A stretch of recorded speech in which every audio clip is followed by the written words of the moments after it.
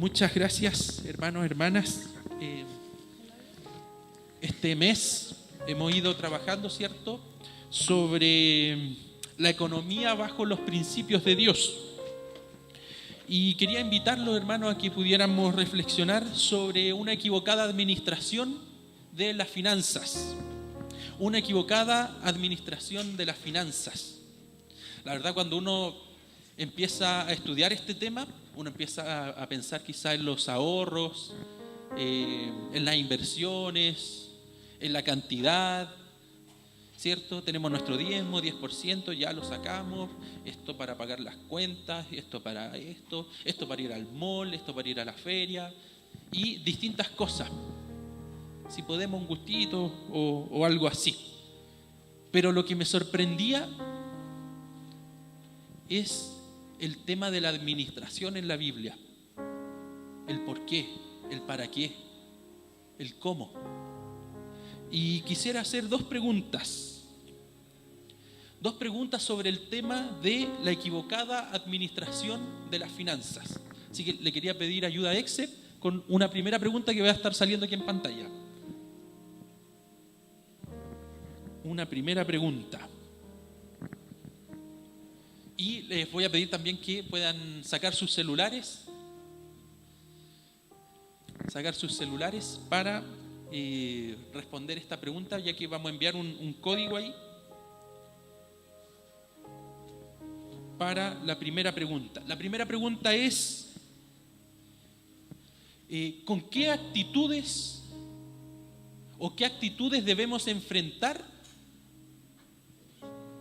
para una buena administración de las finanzas? Vayan pensándola por mientras. Esa es la primera pregunta. ¿Con qué actitudes nos debemos enfrentar para una buena administración de las finanzas? ¿Qué actitudes nos perjudican al momento de administrar las finanzas en nuestra vida? Hermano, hermana, ¿tiene alguna lista de actitudes, por ejemplo, que lo lleve a cometer ciertas prácticas, a tener ciertos hábitos en sus finanzas? ¿Alguna actitud por acá? ¿Sí? ¿Cómo? Ya.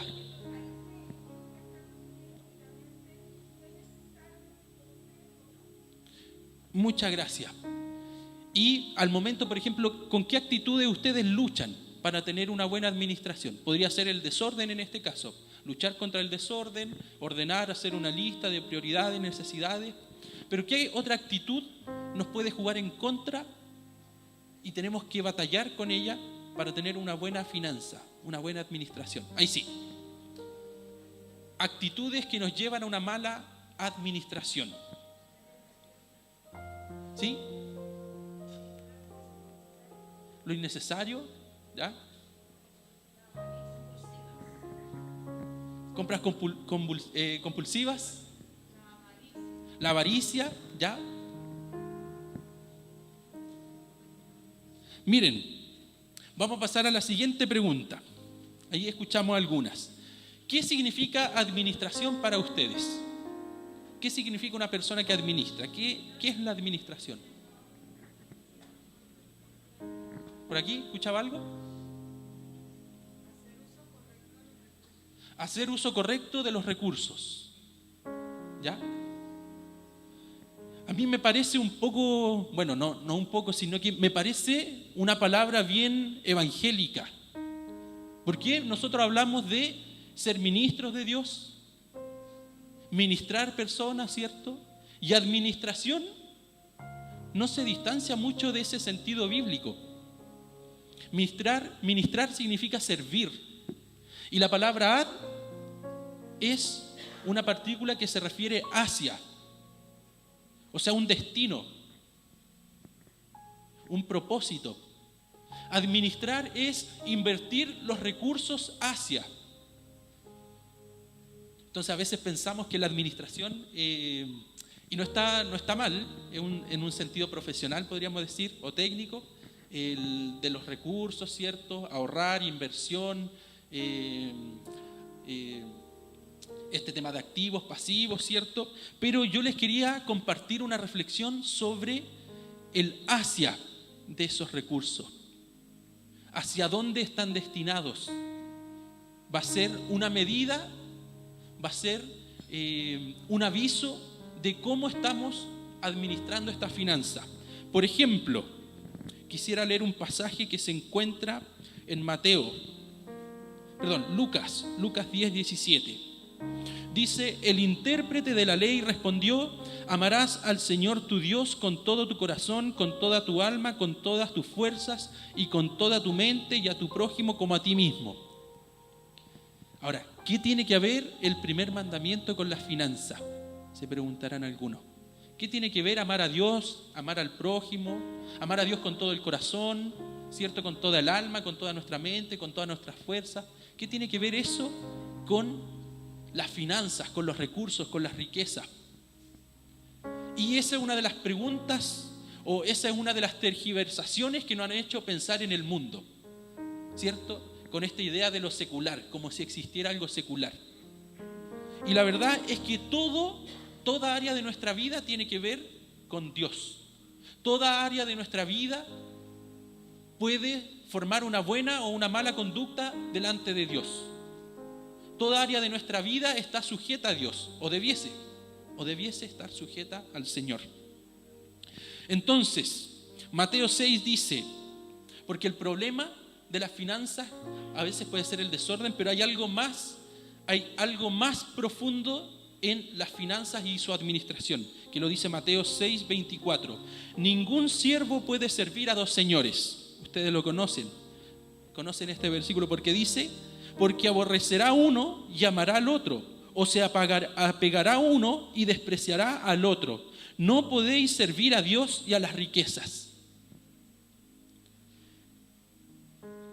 O sea, el problema o la solución a una buena administración, yo creo que parte en el amor. Ahora, quizá algunos se preguntan cómo esto tan idealista, el amor aquí, el amor acá. Sí, el amor a Dios. El amor a Dios nos marca las prioridades en nuestra vida. El amor a Dios nos dirige. El amor a Dios es el mandamiento, ¿cierto?, para regir nuestra vida bajo los principios de Él. Pero cuando amamos las riquezas, dice la Escritura, cuando empezamos a amar más las riquezas, comenzamos a aborrecer o despreciar más al Señor. Entonces el asunto del amor es fundamental en nuestra vida. ¿Cuánto amamos a Dios? Incluso los antiguos judíos, cuando se leía este texto de amarás al Señor tu Dios con todo, ellos también pensaban en las riquezas, no solo con todo lo que soy como persona, sino que con todos los recursos que tengo. Yo demuestro mi amor a Dios no solamente con lo que soy, con mi mente, mi cuerpo, sino con los recursos que tengo. Sobre el amor al prójimo, el amor a Dios, ¿cierto? Y además hay 4 actitudes que nos pueden llevar a una mala administración. 4 actitudes que están asociadas a este primer mandamiento para llevarnos a una equivocada administración de los recursos o de las finanzas.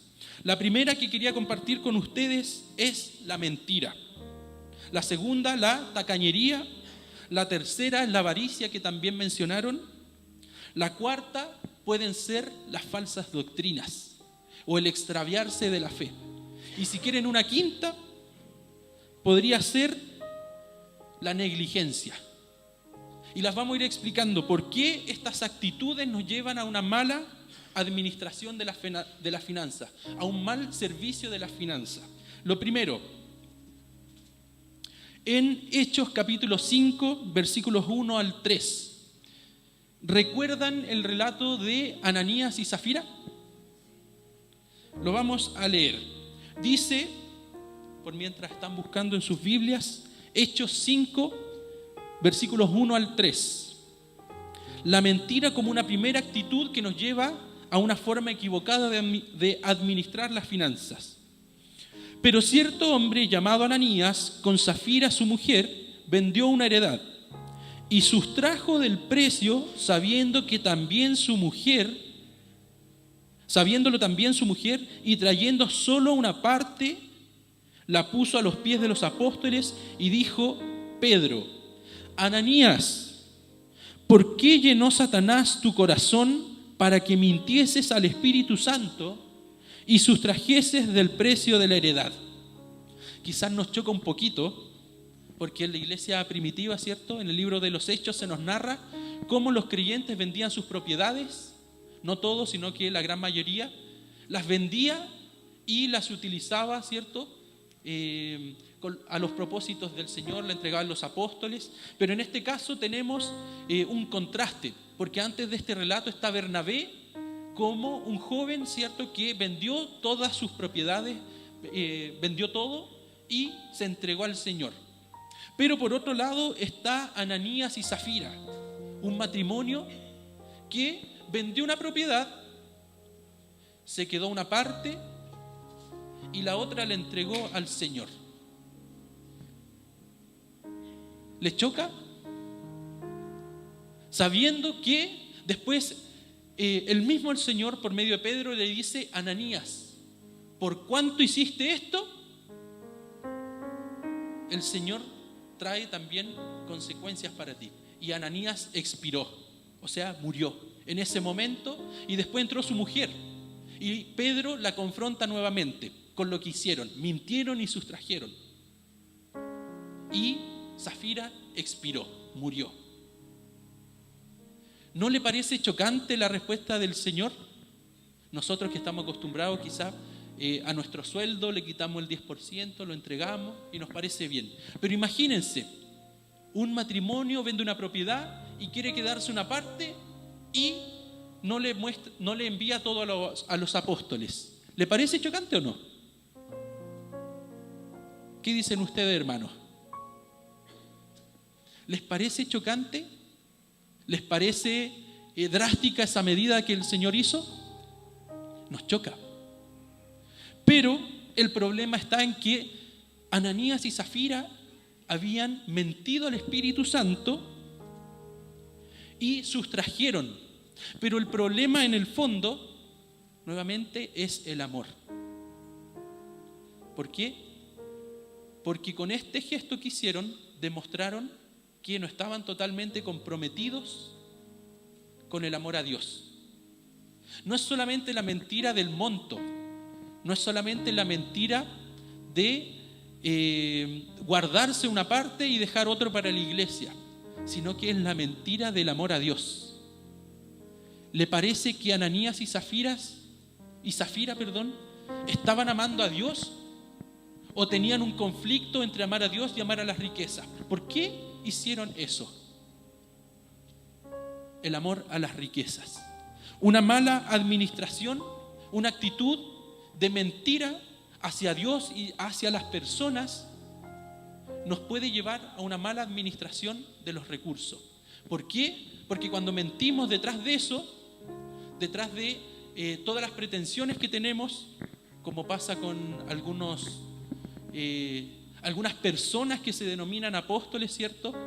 Y comienzan a hablar de las riquezas, de la prosperidad, que es para la obra del Señor. Y la otra vez conversábamos que había uno que se compró un jet, un avión, y ahí quedó la obra del Señor. Entonces, ¿por qué mejor no ser honestos? Que muchos de los recursos que el Señor da o muchos de los recursos que nosotros ocupamos no son un reflejo de nuestro amor a Dios, sino que lo ocupamos o lo sustraemos, ¿cierto? Porque amamos la riqueza, amamos la plata, amamos el sabor que nos da, amamos sentir esa seguridad del dinero, de la riqueza, de darnos ciertos gustos, ¿cierto? De utilizar eso, pero no demostrar el amor a Dios en medio de esa administración. La mentira muestra la falta de compromiso que tenemos en amar a Dios. Cuando una persona miente en las finanzas, no es transparente, ¿cierto? Tiene un problema de compromiso frente a Dios. Gracias a Dios nosotros tenemos una buena administración, ¿cierto? Utilizamos los recursos, hay transparencia, pero aún así puede haber en nosotros un querer, ¿cierto? Una actitud de mentira, de querer mentir, de querer sustraer cosas del Señor y utilizarlas para otro beneficio. Una segunda actitud puede ser la tacañería. Y quería invitarlos a que leyéramos un relato que se encuentra en el relato de la viuda, ¿cierto? La viuda y los fariseos. La viuda y los fariseos. Marcos 12:41. Marcos 12:41.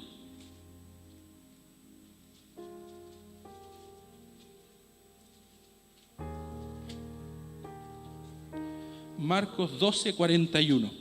Ahí está en 12:41. Dice: estando Jesús sentado delante del arca de la ofrenda, miraba como el pueblo echaba dinero en el arca, y muchos ricos echaban mucho.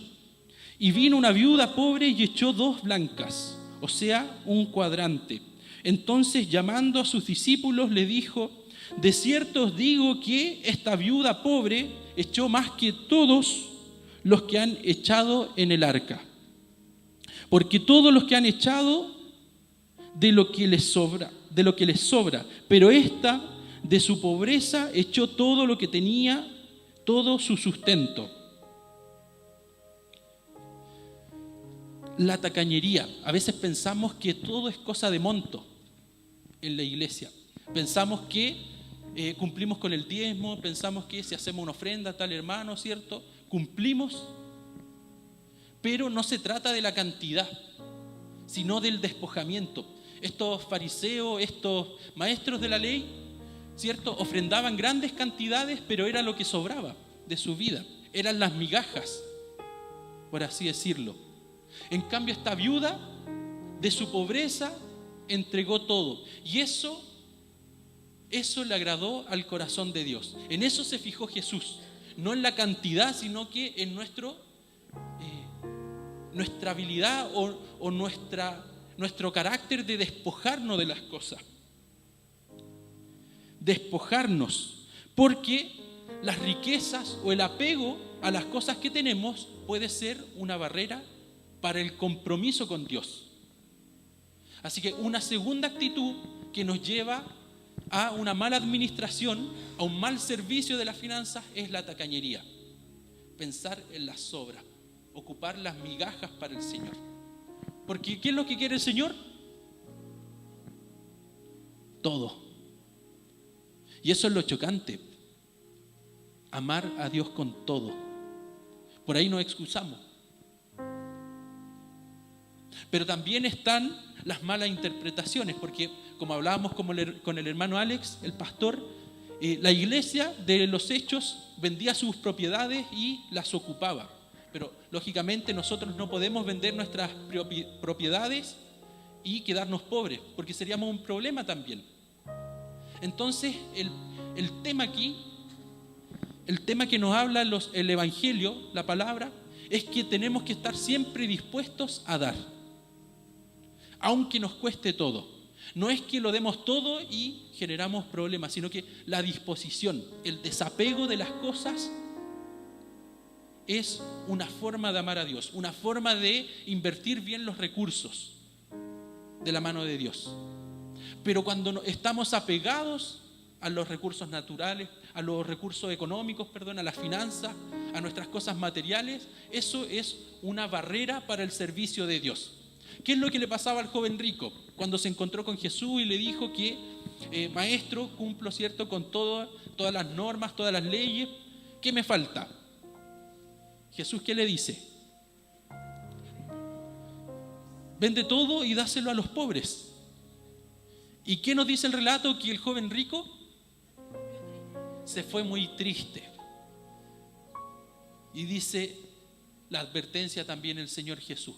Porque cuando amamos al Señor, cuando queremos administrar bien los recursos para Él, el apegarnos a esos recursos nos juega una mala pasada. No podemos amar a Dios y a las riquezas. No podemos sentir ese apego a las riquezas, a las cosas materiales y servir al Señor. Hay una tercera actitud también. La primera, ¿se acuerdan? La primera, la mentira, la tacañería, y ahora vamos a ir con la tercera, la avaricia. Y les invito a que podamos leer este relato en el cual participa Judas. La avaricia. Mateo 26, 14 al 16. El buscar oportunidades que nos den ventaja perjudicando a otros. Una cosa es generar recursos para nuestras necesidades, para las necesidades de la iglesia, ¿cierto? Pero otra cosa muy distinta es acumular riquezas y que no necesitamos para nuestras necesidades. O sea, son recursos que recolectamos, pero no solventan nuestras necesidades. Son desproporcionales. Cuando queremos más de lo que necesitamos, eso es avaricia. Cuando queremos más de lo que necesitamos, es avaricia. Por ejemplo, tenemos el caso de Judas. Mateo 26, 14 al 16 dice: entonces uno de los 12, que se llamaba Judas Iscariote, fue a los principales sacerdotes y les dijo: ¿qué me queréis dar? Y yo os lo entregaré. Y ellos le asignaron 30 piezas de plata. Y desde entonces buscaban oportunidad para entregarle. El problema de la avaricia es que acumulamos tanto que nos olvidamos de las necesidades de otros. Habían personas dentro de la Biblia que tenían un montón de riqueza, acumulando polvo, pero no la ocupaban en otras personas que sí lo necesitaban. Solo es acumulación. La avaricia también está asociada al sacar provecho. Una cosa es la manipulación, cuando yo influyo en las personas para recibir una ventaja, para sacarles provecho. Pero otra cosa es muy distinta, influir para el bien de la comunidad. La avaricia es cuando influimos, manipulamos a las personas, manipulamos las situaciones para que las cosas salgan a nuestro favor. En este caso, Judas entregando al Señor Jesús por 30 monedas de plata. ¿Refleja eso el amor de Cristo? Todo lo contrario. Entonces, cada vez que vemos un relato de los fariseos, de Judas, vemos que esa mala administración, ese conseguir injustamente recursos, ese querer conseguir por medios turbios riquezas, muestran su falta de compromiso con el Señor. Entonces aquí nos preguntamos, en nuestras finanzas, en nuestra vida, ¿qué refleja el uso que le damos a nuestras finanzas? ¿Qué refleja la forma en que ahorramos, la forma en que gastamos, la forma en que recibimos el dinero? ¿Refleja amor a Dios o refleja amor a las cosas materiales, amor a las riquezas? La cuarta que les quiero compartir, la cuarta actitud, es la de extraviarse de las Escrituras. Dice 1 Timoteo 6:10, porque la raíz de todos los males es el amor al dinero, el cual codiciando algunos se extraviaron de la fe y fueron traspasados de muchos dolores. ¿Qué les quería comentar respecto a esto? No dice que las riquezas sean malas. A veces pensamos que las riquezas son malas, pero no le podemos dar un carácter moral a la riqueza. Nosotros somos seres morales y cuando amamos las riquezas, eso está mal. Pero la riqueza en sí no está mal porque sabemos que el Señor es rico. Sabemos que el Señor es dueño, ¿cierto?, de todas las cosas y Él da por añadidura. ¿Cuándo? Cuando buscamos primeramente el reino de Dios y su justicia. Pero cuando las personas se extravían, suele pasar lo que vemos también en muchas iglesias. O puede que seamos nosotros mismos, cuando se empieza a lucrar con la fe, cuando se empieza a hablar de dinero para enriquecerse. Han escuchado, por ejemplo, en el Evangelio de la Prosperidad, cuando ocupan ciertos pasajes para sacar un provecho económico. La otra vez conversábamos, ellos leen cualquier pasaje para sacarle plata a las personas. Y las personas, incluso, muchas veces caen por su amor a Dios, creyendo que esos recursos van a ser bien invertidos, que esa administración va a ser buena. Pero mucha gente también se va de esa iglesia por una mala administración de los recursos. Cuando las personas comienzan a amar más las riquezas, cuando las personas comienzan a ver el signo peso en la Escritura. Y eso es lo que también da cuenta el Evangelio. Cuídense de los falsos maestros y los falsos profetas, los pastores asalariados, que al primer problema huyen, ¿cierto? Lo segundo, cuando estas personas se fueron extraviadas de la fe, fueron traspasados por muchos dolores. Y eso a veces ignoramos, que el mal uso de las riquezas o ese afán por conseguir riquezas trae dolor. Trae dolor sobre las personas que están buscando y a veces las personas que se utilizan dentro de la iglesia. Por eso es que muchas veces las personas salen dañadas por una mala administración de una iglesia, cuando se enfocan en lo monetario, en las finanzas.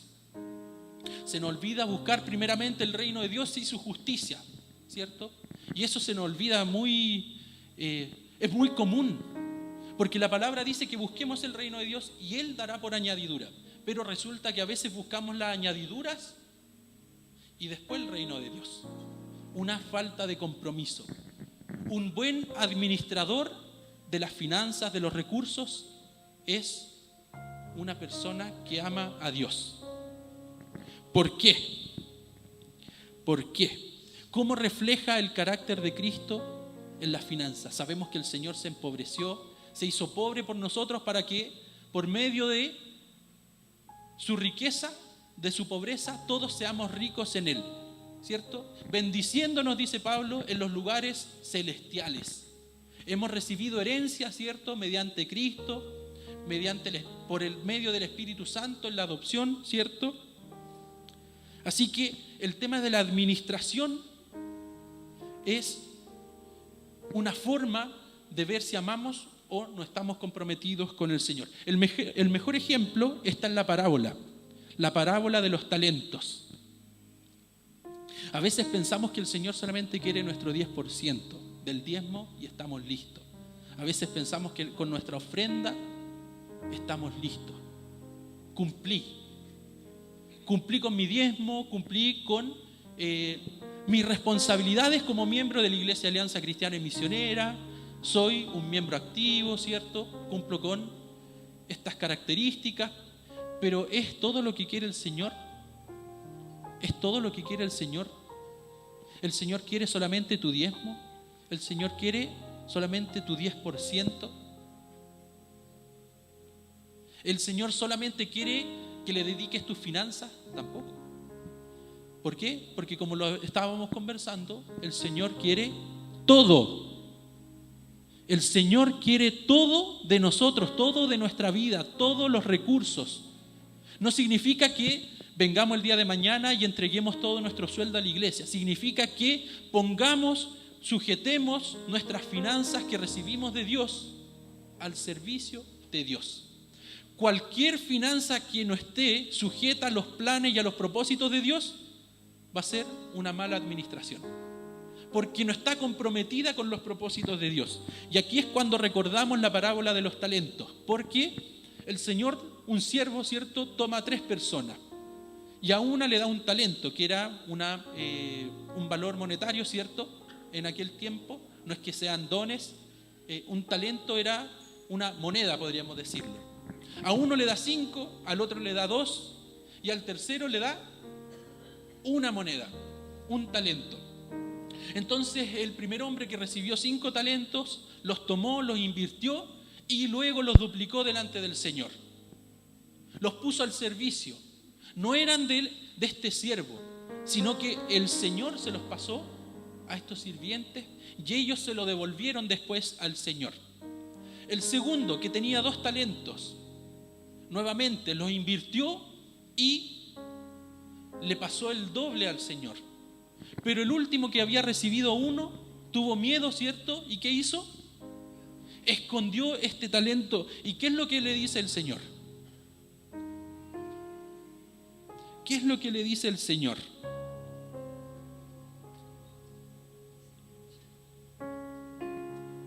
A los otros les dice siervos buenos, ¿cierto? Pero a este le dice negligente. Ha sido negligente porque todos los recursos que nosotros tenemos, no es que nuestro jefe, la jefa, la empresa en donde trabajamos nos den los recursos. Sí y no. Estos recursos vienen como don de Dios. Todas las cosas que nosotros recibimos vienen de parte de Dios. Y todas las cosas que nosotros recibimos deben ser y deben estar sujetas a los planes de Dios.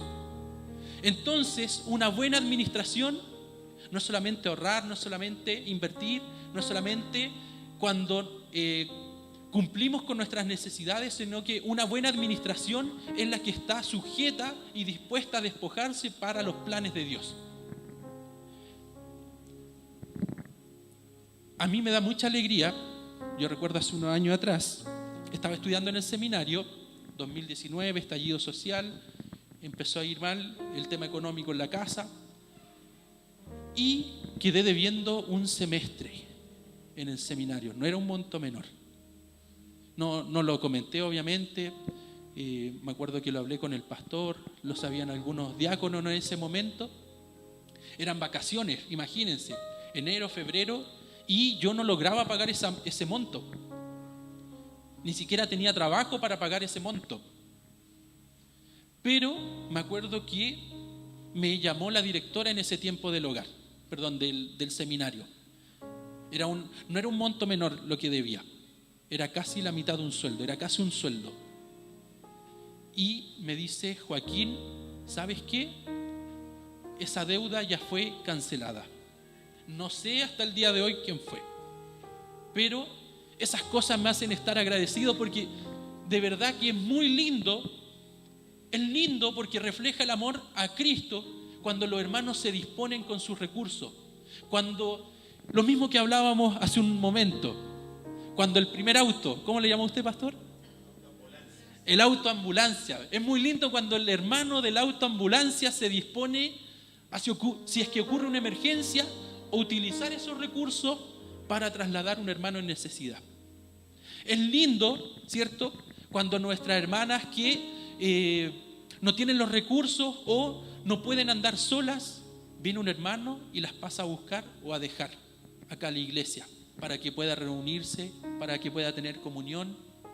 Es lindo cuando los padres, ¿cierto?, utilizan sus recursos para bendecir a los jóvenes en retiros. Cuando se utilizan los autos, ¿cierto?, para llevar a los jóvenes a los retiros. Todas esas cosas que quizás nosotros las hacemos inconsciente, reflejan el amor a Cristo. Una buena administración, una que sirve a Cristo. Porque ¿qué refleja de Cristo? Nuestro closet lleno de cosas que no necesitamos, por ejemplo. ¿Qué refleja de Cristo? El último auto, el último iPhone que tenemos, sin necesidad de necesitarlo quizá. ¿Qué refleja de Cristo? La forma en que invertimos el dinero, esos lujos que nos damos nosotros. Hermano, pregúntese esto: ¿qué refleja de Cristo? ¿Y cómo bendice a su iglesia? ¿Cómo bendice la forma en que le está dando uso a sus finanzas para la extensión del reino? Si pudiera evaluar, si pudiera presentarse, imaginémonos, pensemos que estamos delante del Señor. ¿Qué siervo seríamos? ¿El siervo que le devolvió al Señor, que utilizó los recursos para su Señor? ¿O ese siervo negligente que no supo qué hacer con lo que el Señor le daba.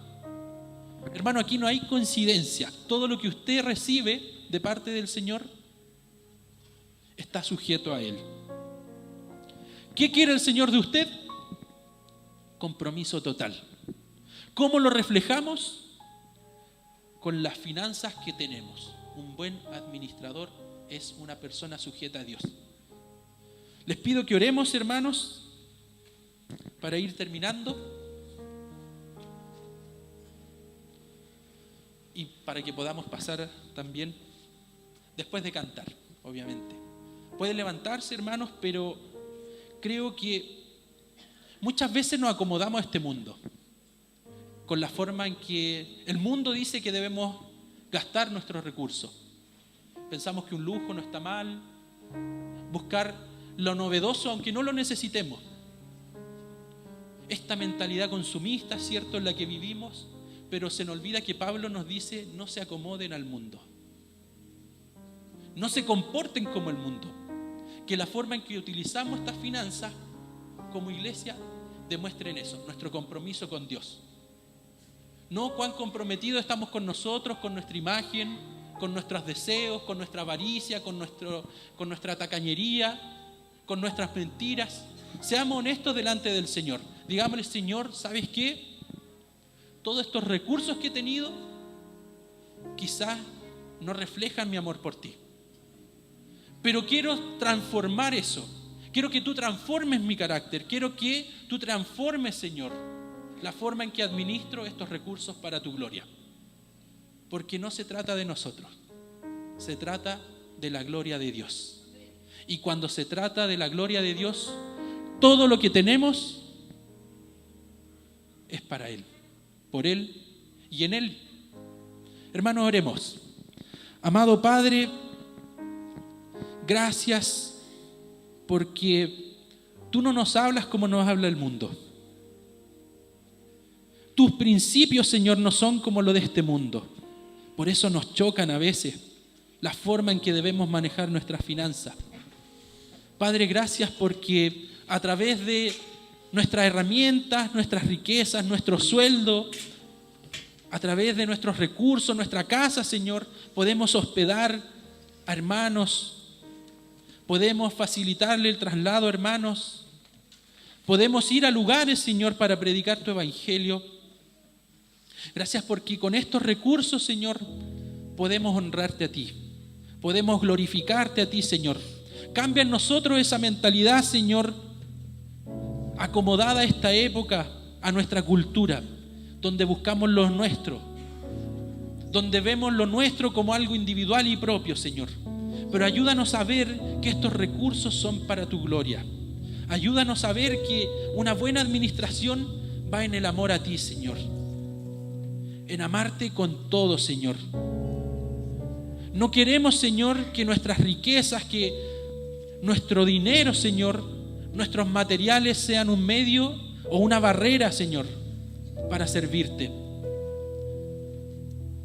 Porque tu Hijo amado, Señor, se despojó de todo. Porque admiramos el amor de aquel que se hizo pobre por nosotros, en el que siendo rey dejó su trono y nació en un pesebre, en el que compartió su riqueza con nosotros, Señor. Padre amado, transforma nuestro corazón porque hay algo, Señor. Hay muestras, Señor, de desprecio a tu reino cuando amamos la riqueza.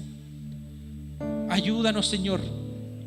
Y si alguno no te ha conocido, Señor, si alguno no ha tenido esa experiencia contigo, queremos decirle hoy que Cristo lo ha entregado todo por tu vida. Cristo lo ha entregado todo para que tú seas rico, ¿sí?